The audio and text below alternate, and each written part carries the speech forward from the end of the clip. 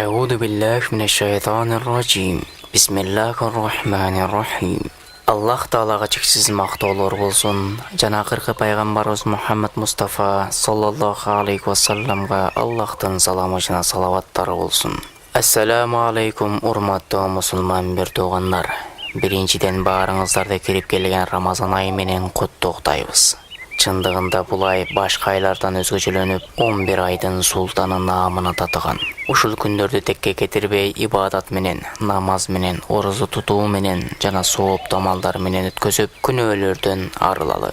Бирок ушул айда да күнөөлөрдөн тыйылбастан күнүн арак менен өткөзүп жаткандар да бар.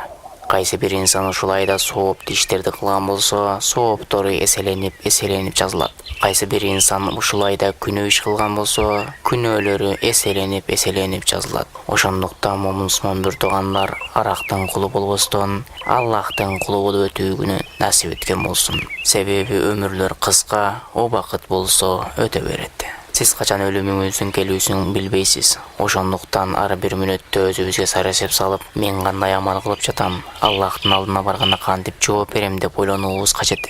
Эгер ошол арык жип жатып, ошонун үстүндө өлүм тапсаңыз, анда сиздин акыбалыңызга вай болсун. Ошол эң жаман өлүм.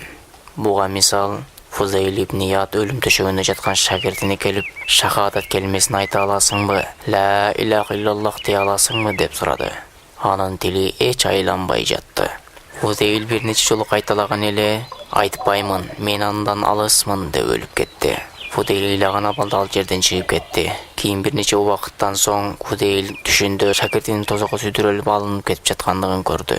Эй байкуш, эмнеге шахадаттан алыс болдуң деп сурады. Ал шакирди, устаз, менин бир оорум бар эле.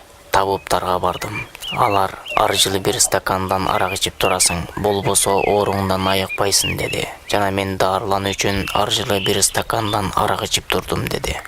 Имам Захаби ушул жерде мындай дейт: ар жылы бир стакандан дарылык үчүн ичкен адамдын акыбалы ушул болсо, көңүл ачуу максатында ичкен адамдын акыбалы кандай болот экен деди. Урматтуу мусулман биртугандар, Рамазан айында күнөөлөрдөн оолак бололу. Ассаламу алейкум ва рахматуллахи ва баракатух.